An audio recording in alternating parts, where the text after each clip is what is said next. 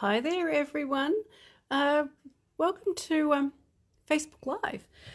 Can you believe it's only about 6 weeks until Christmas? I actually checked on the calendar at work this morning to see how many more weeks until we get a couple of days off.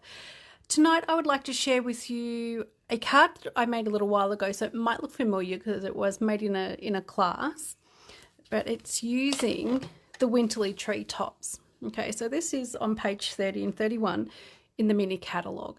So these birds are quite amazing, and they can of course be used for Christmas along with other occasions as well. So what I'm going to be using tonight, I'm going to be using the stamp set and the coordinating dies. I'm also going to be using the embossing folder as well. So that's what I'm using out of this suite. I think that's, yeah, so that's that one. I forgot to bring the papers over to share with you, but the papers are really very cute. So let's get started.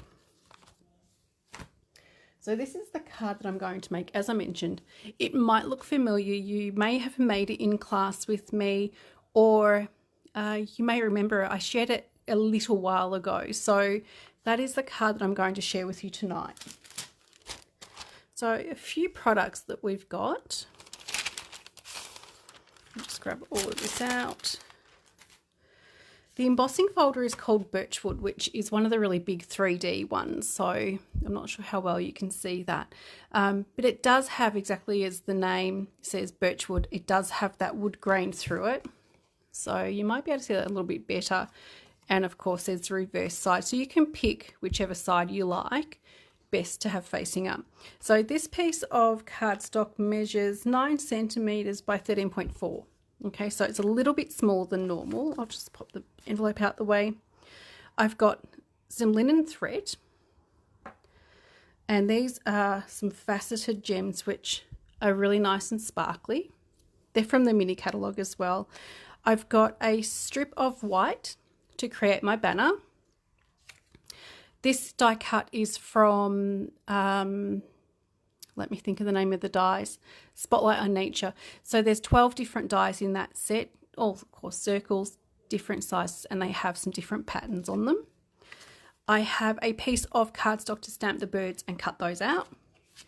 I have a piece of white cardstock that measures 13.9 by 9.5, and the one for the inside is 10 centimeters by 14.4. And I've got my card base, which is a half sheet of A4.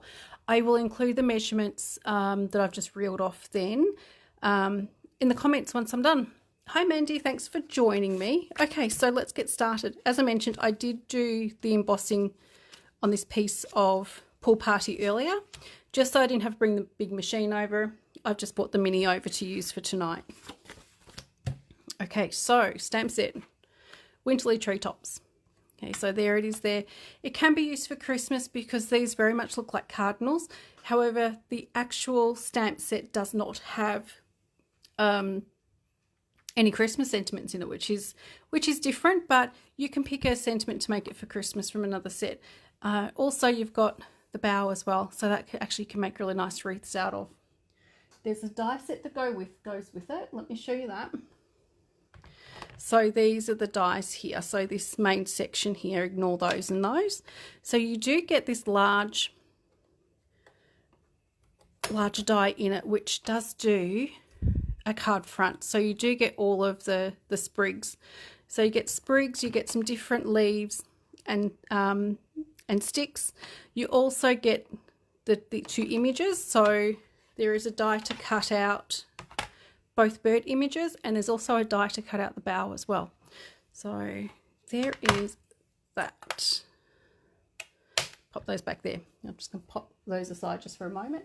With the colouring in for this stamp set, I am using one of my favourite things to use, which is watercolour pencils.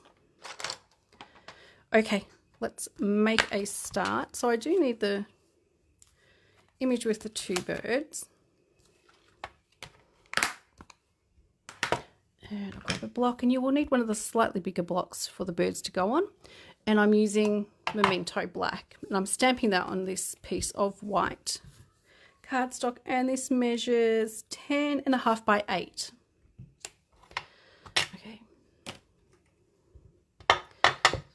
quickly ink up my stamp.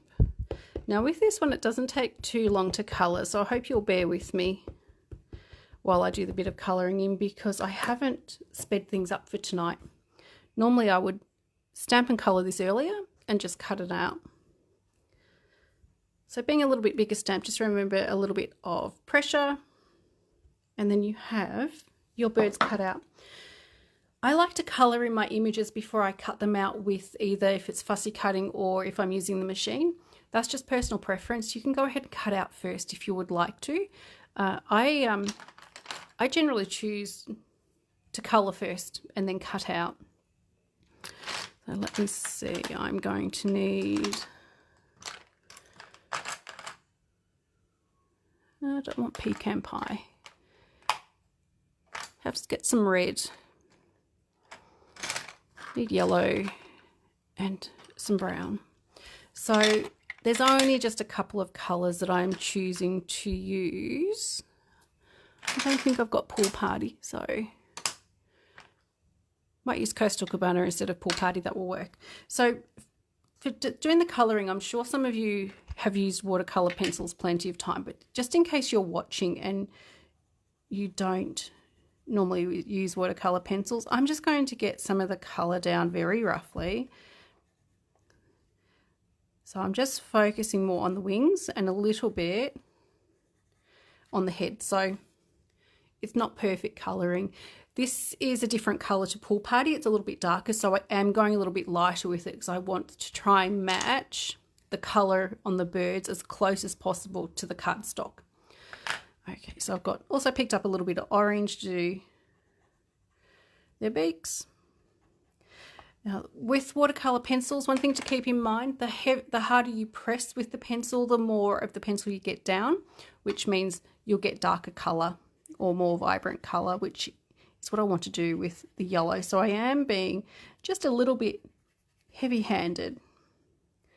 Now, I'm not 100% certain how birds look in nature.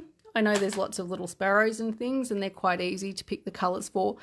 Other birds, I would normally have to do a Google search to see what colours they are, because I just don't pay enough attention to birds. All right, so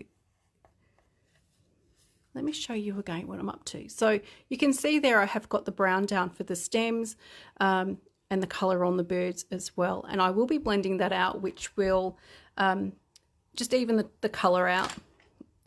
I don't know if I use real red. What is that one? Maybe I'll use Cherry Cobbler. It's got a touch of pink in it. And the berries, as I mentioned, I will be smoothing the colour out using a blending pen over the top. If you don't have one of the blender pens, you can use one of the water painters.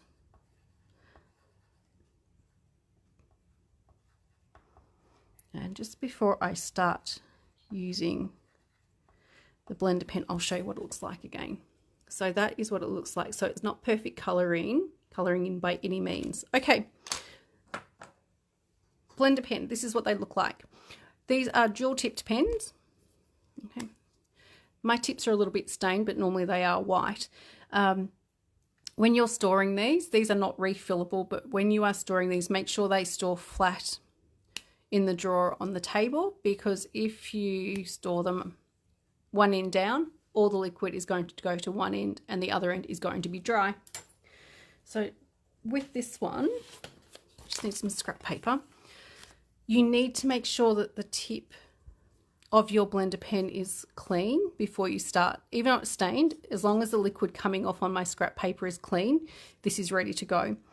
And you don't need to use too much pressure. Very light-handed. I'm just running over my pencil just to even out that colour and move it around a little bit.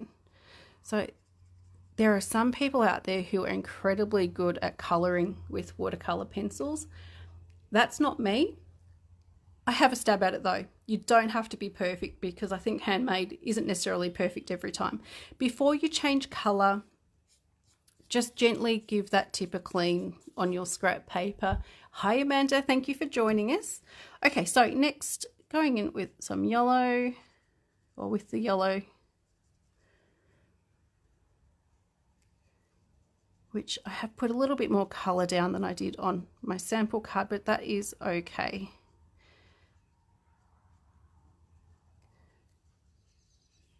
You don't have to be absolutely perfect with colouring. Again, cleaning off the tip and just doing the little beaks.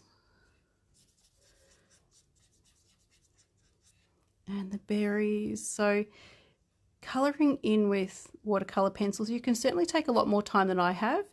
And you can also really blend your colours beautifully and build up your colour to give your light and dark variation. But I'm going to be doing this a little bit quicker, so not going to worry too much about that.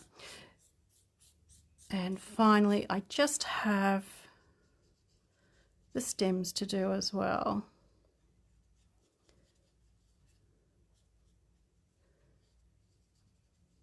Okay, that's it. That's all it takes.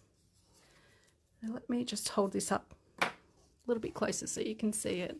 So the colour has been smoothed out a little bit more. There is still a couple of white spaces on some of the berries, but I don't mind that look at all. And when I use the Stampin' Blend markers, I generally leave white space as well. All right, so that is the colouring bit done. Next, before I get the machine out, I'm going to stamp my sentiment. And I decided to make this one a happy birthday because everyone needs happy birthday cards. Actually, I changed my mind. I'm going to make this one a thank you. Do I have a... Yes, I do have a thank you here. Because I use a lot of thank yous as well. So this stamp set that I've got the sentiment from, because I'm choosing not to use one from Winterly Treetops. This is, of course, one I use a great deal, which is called Simply Said. Okay. Which is in the annual catalogue. It's on about page 19, I think. And it costs about $30.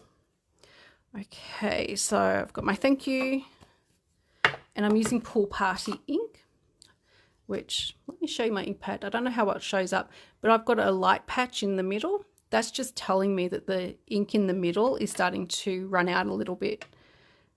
So it's time to refill my ink pad. And I'm going to go off to one side and center my thank you, which gives you that sort of look. I'm not sure if my phone focused in on that very well tonight. Okay, that's the stamping done, the colouring done. We've got just the birds to cut out, and also we need to make this into a banner, which is done with a pair of scissors. See if that's at an okay length. That's good. So to create your little banner, to make it even, snip up or snip from the edge in the middle as far in as you like. So the further in you snip, the more, I guess, the more pointed your banner is going to be. And from one corner to where I've done that little snip into the middle, you cut that little triangle out. Turn it over, same thing, the corner to meet up in the middle. And that creates a nice even banner. Before someone shared that tip with me, I would end up with really short banners because I couldn't get them even, which was frustrating, but that is a really easy way to get your banners even. Okay, I need to grab my cut and emboss machine, and as always, when I'm sitting at my table, I'm using the Mini. Just give me a moment. I'm going to just raise the platform a little bit there. Okay, and I do have my #1 plate and 2 number 2s, and of course, as always, I'm going to be staggering my plates, so I've got about a finger width at the top. Okay, so that can go on. I'm going to put my birds on there and grab the die, and the die is going to line up over the top. And I do also have some post-it notes just to hold my die in place. Now, whether I'm using the Mini machine or the standard machine, I always use Post-it notes to hold everything in place. I found particularly with the mini machine, things tend to slip a little bit more than the standard machine, but always use Post-it notes. If you don't use Post-it notes, you can also use a little bit of washi tape as well. Okay, so second plate on the top, level with the first plate, push until it catches, and then just wind that on through, and hopefully it hasn't moved at all, and I've actually lined it up okay so it cuts out nice. Okay, let me pop the little machine aside. Hi Sharon, thanks for joining us. And I'm just going to lower the platform a little bit with my phone. Okay. So, taking off the Post-it notes. Like I said, hopefully I've lined this up okay and it's cut out well. There we go. That's actually pretty good. I'm happy with that. All right. So that is the birds cut out. Let me hold those up. Let me just straighten this up a little bit. I think that's better. So there are the cute little birds from Winterly Treetops. So let's put this card together. And for those who may have missed earlier, that is the card that I'm making. All right, let me just find the rest of the pieces that I need, which have got buried underneath everything else. Okay, so I do have the base is Pool Party, which of course is that standard half sheet of A4. Which is, honestly, this is the card size that I make most of the time. Every now and then I make the odd square one, but not often at all. Okay, so I do have the piece that I embossed earlier, which is with birchwood.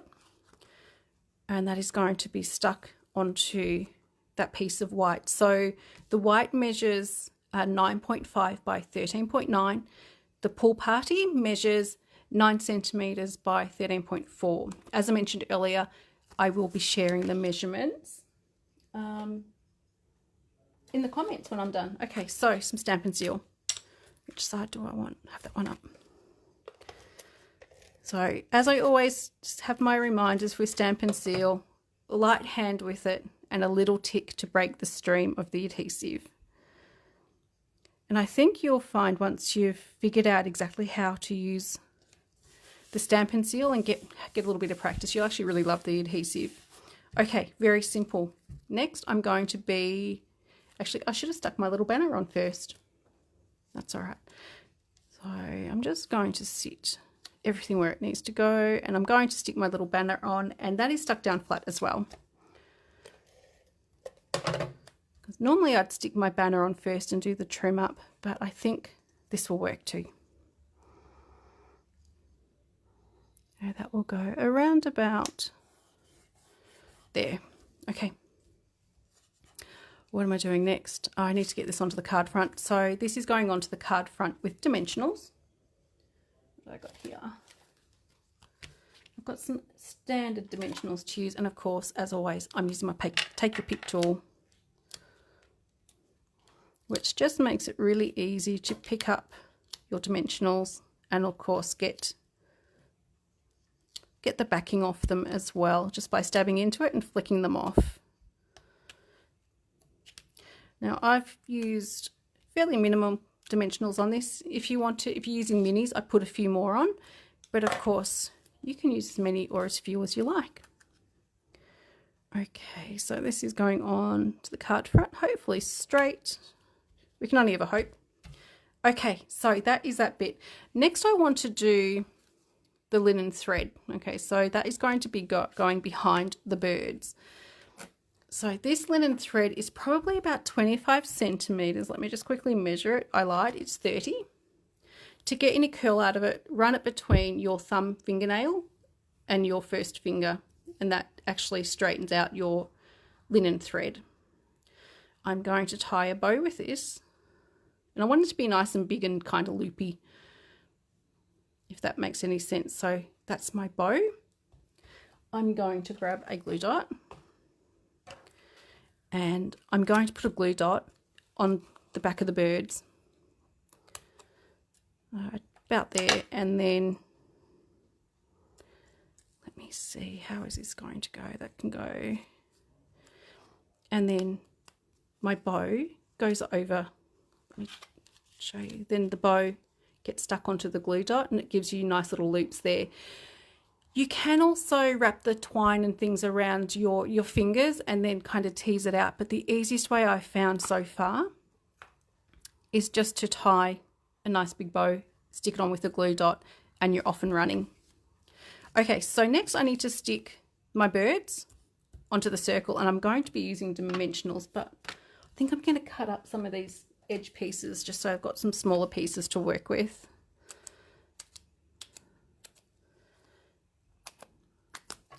Okay, so I need to get a few of these pieces onto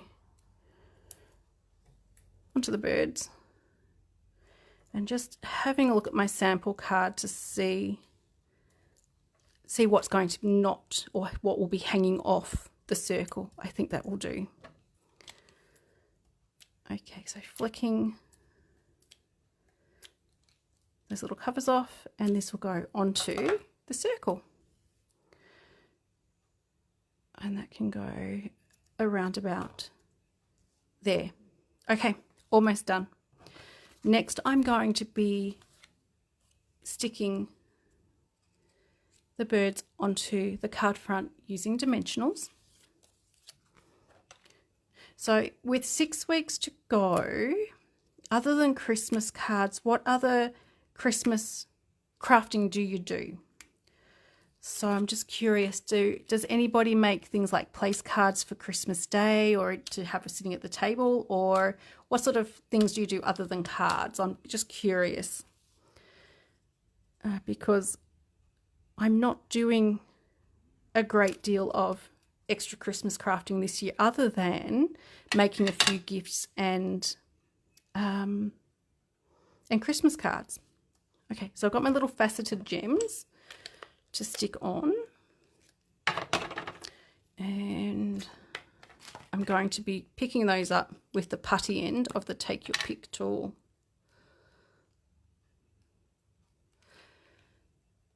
And that's very simple, just sliding those off and popping them onto the card front. Okay. And finally, to finish off the inside, I've got a piece of white that measures 10 centimetres by 14.4. Okay, so almost done.